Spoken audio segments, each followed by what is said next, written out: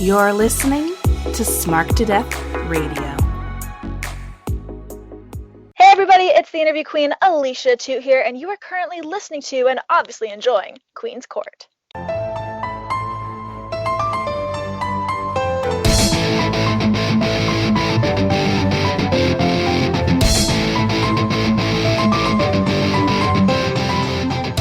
All right, everyone, welcome to this week's episode of Queen's Court with your girl, the Queen of Any, back at it for the beginning of September with another edition of Queeny Suggests. I'm super excited for this episode. Y'all know how much I love this series and sharing some podcasts that I believe that you should be tuning into that are super entertaining, exciting, and fun. And I'm really excited to bring on my guest today.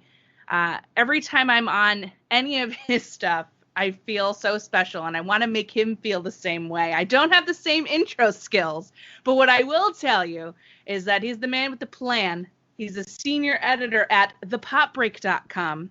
He's got one of the coolest podcasts around, one of the nicest people right here on not only podcasting, but wrestling Twitter. And that, of course, is Rob from the Bob Culture Podcast. Fam, welcome back, Castle.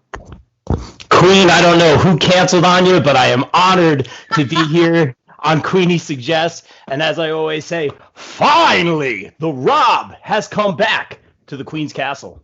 Oh, I love that. No one canceled. You know that I want you here. I'm so glad that we were able to make this work. You got a lot going on in your life right now. So busy. I've been loving the pics of the new studio setup. First of all, how are you doing? Doing well. You know, I'm not going to lie, Queen. It's been a year. Ever since the end of November, my life has been a whirlwind.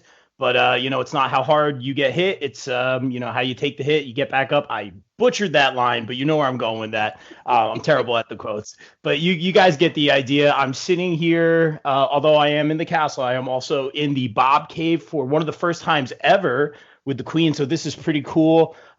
We put a lot of work, the Nooner and I, Nunez, a big part of the show, The Good Brother, have put a lot of work into this studio. We are waiting for the Queen sticker to put on the wall, but we have a lot of our indie friends in the room. Well, not like physically, but you get the idea. They're pictures, they're 8x10s.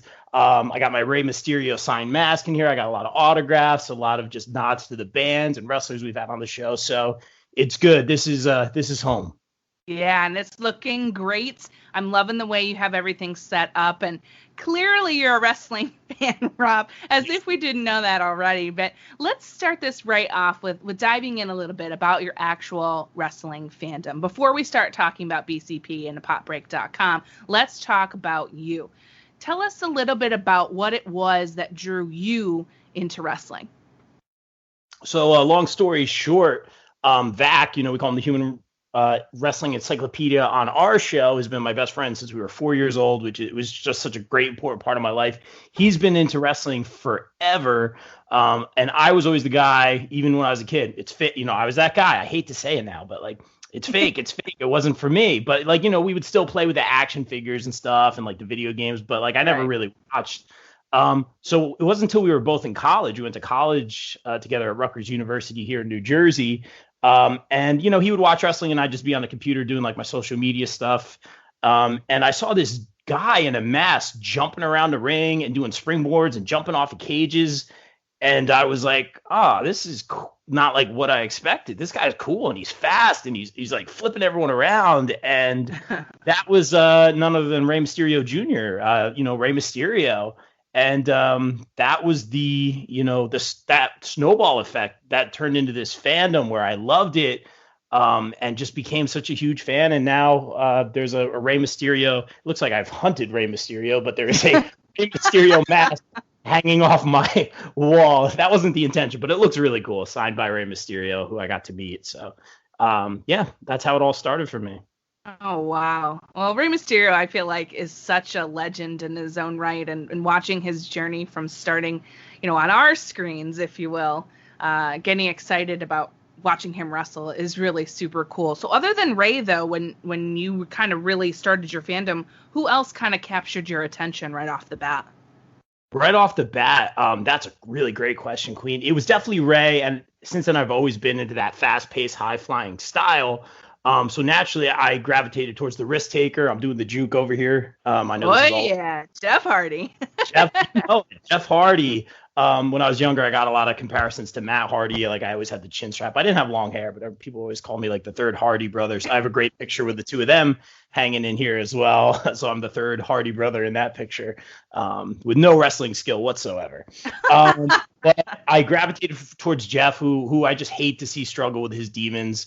But I'm glad he's doing well now, and just always a favorite, not only for his in-ring performance, his skill, but his art, his persona, his music, his just being, his essence, his face paint. And that's another great thing about wrestling, not just the in-ring stuff, but the music, the entrances, the pageantry. And then another guy, obviously Undertaker, even when I wasn't into wrestling, I always thought was cool. But Kane, for whatever reason, maybe it's those masked personas I always liked, but Kane I always thought was the coolest. I never thought he got enough love, but definitely love the big. I love the Big Red Machine, especially when all the fire used to come out of like the ring post area. Oh, that was my favorite whenever they would pull those out. So I feel you. You're into the mask face paint vibe. I think that that's dope. Nothing wrong with that at all. And as your wrestling fandom has grown, things have changed vastly, right? Even from when we were in college to now. What's kind of keeping you interested in wrestling now? Great question, Queen. You're on point as always. That's why you're the best. Obviously this is audio, but in my studio, I'm surrounded by a ton of Johnny emojis. We're big Johnny people on this show. I'm not going to go into my Johnny heel rant, which I don't agree with, but I really do think he is one of the best in-ring performers. I won't do it. I know. We don't have enough time.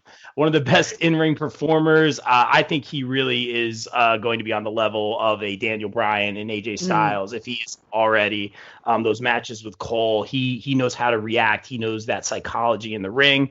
Outside of the ring, he's the kind of guy that says, hey, if you see me at Disney Springs, like, please come say hi to me. You're not going to bother. Say hi to me, Candace. He's a good guy. He's a role model. He does a lot of charity work. And that's what it's all about. So I really do like him. He's kept me watching, NXT. I've always been an NXT guy since they were coming to Asbury Park in my area before they were even on TV, just when they were starting out on work. And all the guys that were there then are all on Raw and SmackDown, which is really good to see. And that kind of plays into the other reason that I'm watching. On one side of my room here, again, I'm shamelessly promoting the Bob Cave, but that's not what this is about. You can check it out on his Instagram. Yeah, I do a little more, but I have all the 8x10s. Like, we like to support everyone that comes on the show, so we have all the independent wrestlers that are trying to make names for themselves on one side, and then on the other side we have the likes of Adam Cole, Jericho, Cody Rhodes, the Hardys, like our signed 8x10s. And when someone gets signed or makes it to that next level or gets a contract, I take the picture and I put it over on the other side. So cool. we're seeing some of our friends show up on Dark, which is really, really cool. I've heard some rumors about some other people, nothing confirmed, so I'm not going to drop any names, but I really hope that people are getting their dreams. It's crazy in this COVID world that people actually are getting opportunities, and that makes me so happy because wrestling was red hot before this whole thing happened, the Wednesday Night Wars, all that stuff. And I'm glad to see, it stunk to see all those people released in April, but I'm glad to see younger talent getting signed for sure. It's all about one door, closes, another one opens, silver linings. That's the world we live in right now. But when I see I shouldn't say my friends, people that we're cool with, I should say, show up on TV or as an extra or on Dark or NXT, that to me, it fills my heart. It makes me think like dreams come true. And that honestly keeps me watching along with seeing like what these brands are going to do to keep us watching in this fanless 2020 COVID world. And as we know, Friday we're talking Thunderdome. So I'm really interested to see what that's about. It's going to be really interesting from what I've seen. It looks really cool. I'm really excited, though, to have seen the indie promotions and AEW and NXT and even WWE to an extent kind of embrace the snow fan scenario and really deliver the very best that they possibly can for us as fans, and to watch everything slowly reopen and do so safely on the indie scene. Oh, that is like the coolest thing ever. The likes of, Synergy Pro Wrestling, also in Jersey, and GCW, also in Jersey. everything happens in New Jersey these days, which is great. So it's so nice, but you're right. And speaking on that point about this, COVID era and post-COVID era, but we're going to go back in it. I don't know what's going on. But podcasting has been different for all of us. So it's going to be interesting as we go on this little chat together to talk about what's coming up for you now, because what's been really fun for me to see is how you're still doing the coolest interviews and the most fun things in 2020, despite all that's going on. And I'm going to be asking you some questions about those later. But let's talk about your podcasts, all right? Bob Culture Podcast. How did it all get started? That's a great question. So basically, I have been playing in bands since I was 16. So I had been on there goes someone's car alarm in the Bob. This is what happens when you move. This is maybe Butcher and the Blade are out there, or not Butcher and the Blade. Maybe Proud and Powerful destroying someone else's van. I think that's it. But to answer your question, basically, I'd been in band since I was 16 years old. So I had been going to like the college radio stations and doing interviews as interviewees. I had been on podcasts as I was getting older with bands and such like that. So I had always wanted to do like a pop culture website, like, top, 25 games or like movie reviews. And I started making this website, and it's so hard because there's like navigation and getting people to do content and all this stuff. So it was very, very difficult. And I've just been on so many podcasts. Now, I'm a drummer first and foremost. I feel like I can do anything behind the kit. I've just been playing drums since I was 11. I don't think I'm great in front of a microphone. My role is behind the kit. I know my role, as The Rock says. But I wanted to do something different. And I have so many good people around me, and that includes you, Queen. And I just dove into this thing, and I asked my friends and family, like, hey, should I do this? And everyone was super supportive. And I still feel like I'm growing and learning every day. There's definitely a learning curve here, but it's turned into a thing where we, talk to all these local bands in the area. In fact, as we speak, someone's popping up right here, one of the local bands that's coming on. But it's just it's crazy. It's such a great thing. We go to these cons and we get to interview, we had a Ghostbuster on the show. So to me, that's like my childhood right there. Mr. Ernie Hudson, Winston Zedmore from Ghostbusters. I love doing the press thing. I love going to these cons. Obviously, that's not happening these days. Meeting people. I love supporting these local bands because we're not only a wrestling show. I would say right now we're about 75% wrestling. Because that community has been so good to us. And I love doing it. And there's such a parallel between like bands and music and wrestling. Like when I went to wrestling shows, I saw like these guys selling t-shirts out of boxes and 8x10s, like we would sell our CDs. And I just see a lot of parallels, like, just trying to get to that next level, get those bigger shows, make a name for yourself. So the BCP, obviously not the Pop Culture Podcast, but the Bob Culture Podcast became my baby. And everyone, I like I always say, like, it's not my show. It's all of us. Like, we all make this. You guys all carry me. And it's just great. I love doing the prediction shows with you guys. I love going to these cons and interviewing all these amazing talents that kind of pull back the curtain behind the scenes thing that we get to do. And it has given so much to me, especially in this crazy year. Yeah, it's been a crazy year, and that's for sure. And I like what's different about you is very versatile. On wrestling Twitter, everybody's very wrestling oriented, but you do other things, and that's what I appreciate about it. It's like if I want something a little bit different, I know where to go. But you still cover wrestling as well, which is super great, and you're a great host, and we always have a great time together. But I guess what I'm wondering now is for you. Now that you've been doing this, what has been your favorite part? Has it been those interviews? Has it been getting to all those opportunities? Or what is it specifically that you feel has been the best part of starting BCP? Oh, man, we're getting into the heart and soul here. We're getting deep. A little deep. I'll say this. I loved interviewing a Ghostbuster. I love interviewing some of these big names in wrestling. I love interviewing the indie guys because you could see it means a lot to them. It's not just us. But more importantly, I look at these pictures or recordings, and I just see me and my boys, or like, my brothers, my sisters, good brothers and good sisters, as we say in the That's right. world. Again, that includes you, Queen. And that makes me very happy. Without going into too much detail, I'm not going to be very dramatic, but there's something that definitely blindsided me in my personal life late November that I stumbled upon with someone that I considered a partner, family, best friend for a very long time.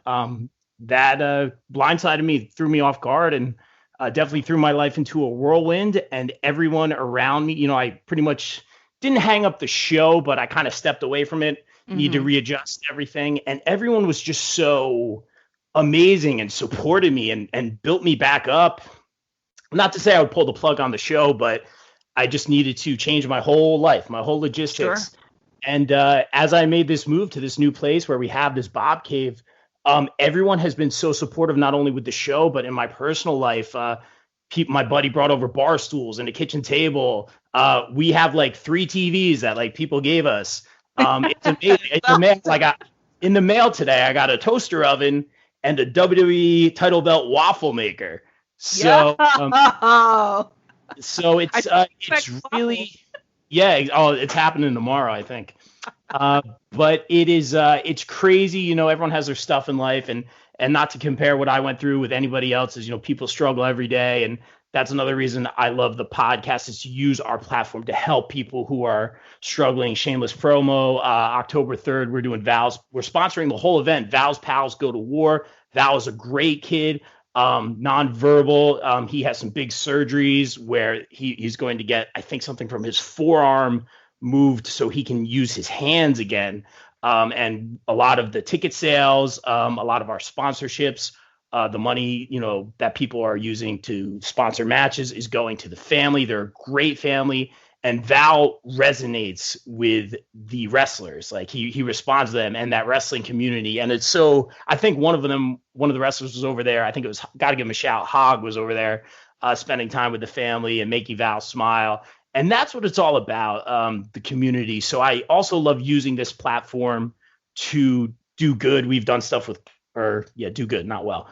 For Connor's Cure, some other great charities over the years, and also help some of the local businesses that have been struggling right now with this whole COVID thing. So it is super rewarding all around. Oh man, this is why you're here, buddy. As you would say to me, Queen, this is why you're here. Rob, this is why you're here. This is the good stuff right here. What a beautiful sentiment and wonderful things that you're doing. Obviously, we will be on the lookout for that show so we can support for sure. Such a beautiful thing that we're able to do with our platform, small as they are, right? It's awesome. You have great opportunities ahead. And you're also senior editor of Thepopbreakcom. Talk about that a little bit for us. Oh, man. So that has opened so many doors. I've been a fan of the Pop Break. That has featured many of my bands over the years. And obviously our good friend, here's the shout out, hashtag right. Definitely a father figure in my life, Mr. Bill Bodkin. We love you, Bill. You're the best, man. He's probably doing the Hangman Page cheers right now. He probably is. Exactly. But we love you, bro. He gave me the opportunity to write in a group piece. I think it was like on Valentine's Day a couple years ago, about like best couples or something, or worst couples. That's what it was. And I wrote about how I hated Winnie Cooper from the Wonder Years because she kept cheating on Kevin all the time. But anyway, it snowballed into this thing where I would just like review like NXT. Like NXT was my thing. And even to this day, I still NXT takeovers, or when NXT came to town, I would review the local shows. And that gave me a platform to have like somewhat of a resume as a journalist, like as far as writing, which gave me access to press passes where I could go to these cons and approach the likes of here come the name drops. You knew they were coming. Bring them. The likes of a Kurt Angle. Hey, Mr. Angle, Rob Crowther from Thepopbreak.com. Could you spare a few minutes for an interview? And, people like Kurt Angle who are nice enough to give me a few minutes of their time. That's really, really cool. I remember I got that interview. There's like 3 different stories I can tell about it, but I'll tell you this one. I just texted Bill and I said, I got Kurt Angle, and he was like, what? And he goes, he's like, I'm really proud of you, man. Like, and that meant a lot to me. And I said, like, this is for Pop Break. This is for you. And that was just like such a cool moment. And the story came out great. Bill wrote the intro, and it was so awesome. And then like 10 other like dirt sheets spun everything he said, and I was just like, that's terrible. But and real quick, it was he had just gotten the backstage producer role. I had asked him, oh, like, what's it like making that adjustment? And he had said something along the lines, it's very hard for me to watch right now. I wish I was in there, but it keeps me busy. My wife's happy, yada, yada. And all the headlines with all the dirt sheets would put, and there were a lot of sites that reported it correctly and right. Just the difference, but they would have an awkward picture of him and said, Kurt Angle can't stand to watch WWE or something. Like they totally like spun it. And I was just like, God. And I'm like, this is journalism. So integrity is very important to all you podcasters and writers out there.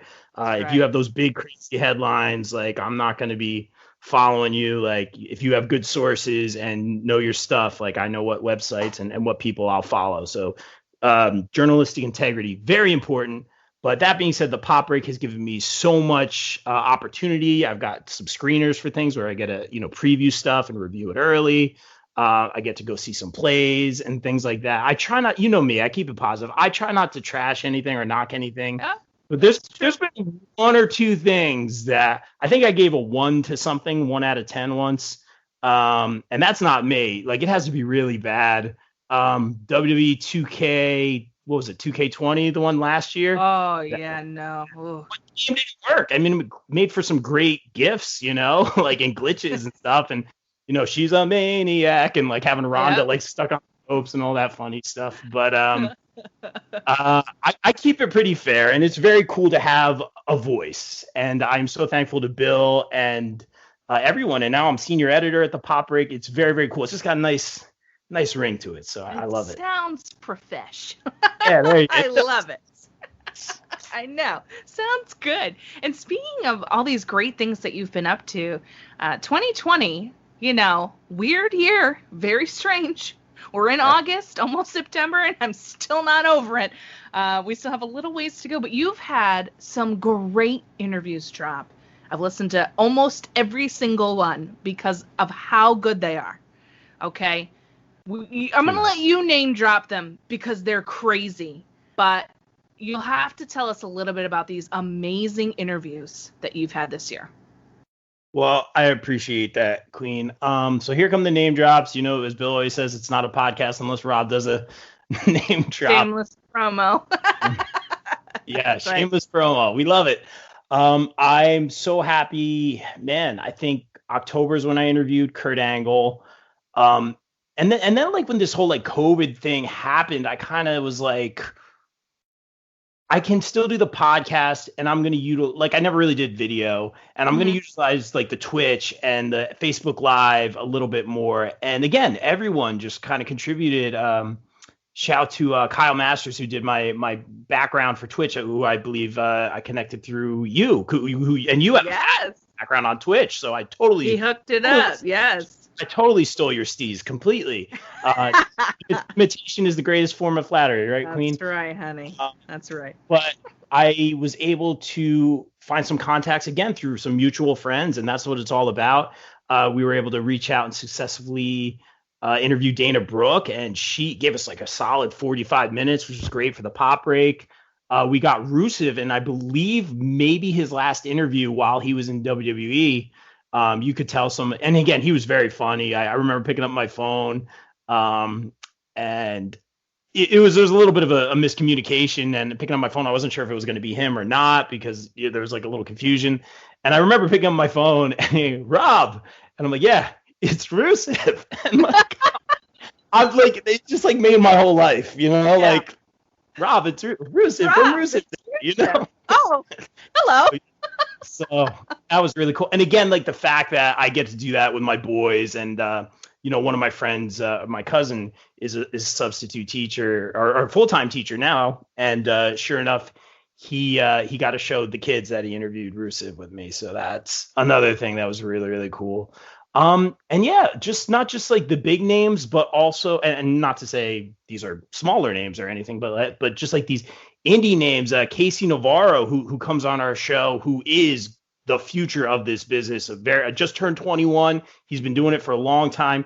He'll be on your TVs in no time. He's been fantastic. He was nice enough to, again, it's all about like give and take and giving back. He brought Tasha Steeles with him. I was going to have Casey on the show. And because Casey, again, like having good relationships is what it's all about. People, guys and girls who are doing podcasts right now, don't think about what's just in it for you. Like it's a two-way street. You want to help everyone else, and people appreciate that. Casey always gives us shouts if I pop in on his lives. During this whole COVID thing, man, he checked in and he was like, "Hey, man, like I hope you and your family are doing well." And like that just meant the world to me. I'm like, what are you asking me, man? And I was like, I really appreciate that.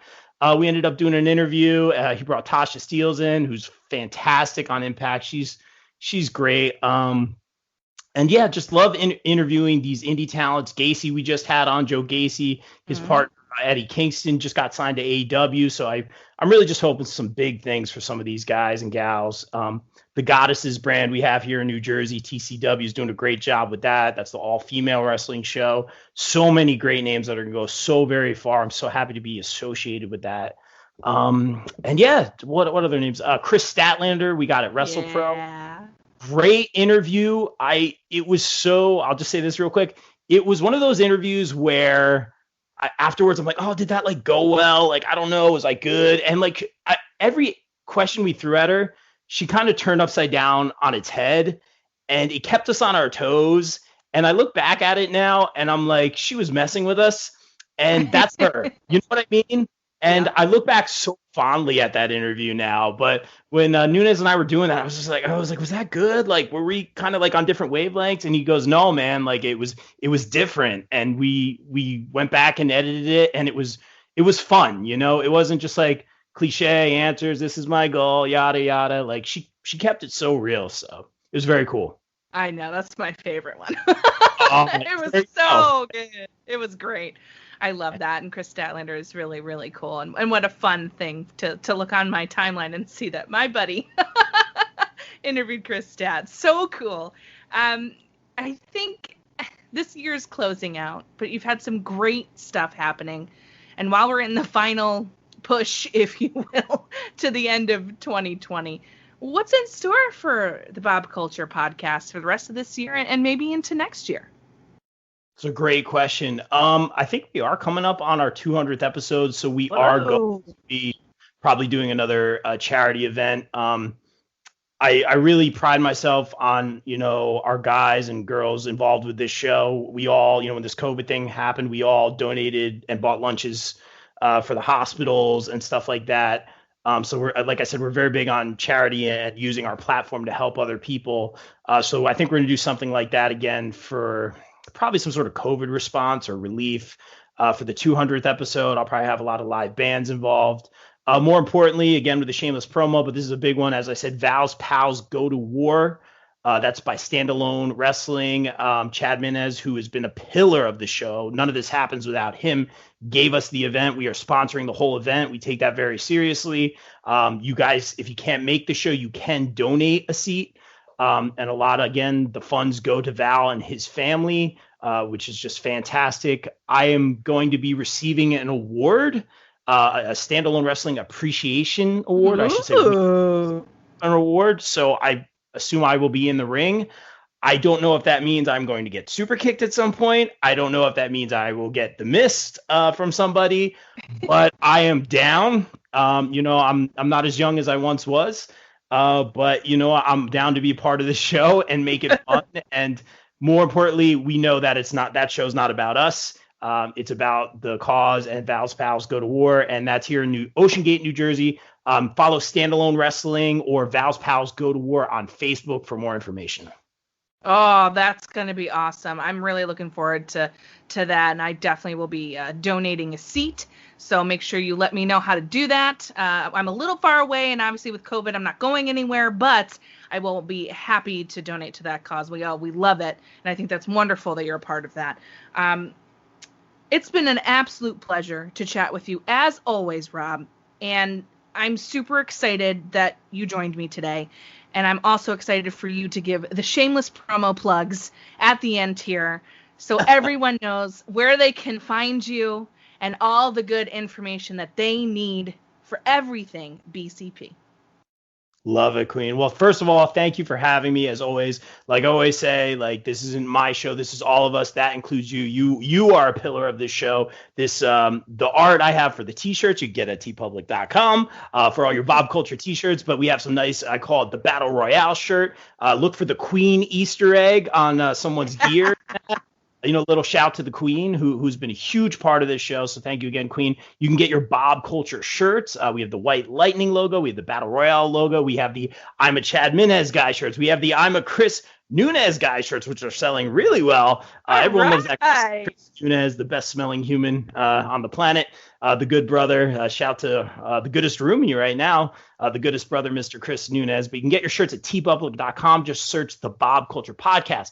Follow me at the Bob Culture Podcast on Facebook and Instagram, at Bob Culture Pod on Twitter, and bobculture.podbean.com. That's where you can find the podcast on iTunes, Spotify, YouTube, all that good stuff. All that good stuff. Well, y'all know what to do now. Go check out my boy and all of the great guys and gals a part of the Bob Culture Podcast, and of course, thepopbreak.com as well for all of your awesome needs. So again, Rob, thank you so much for coming on the show. It's been a pleasure. And all of you listening, please enjoy the rest of your day and continue to be kind to one another.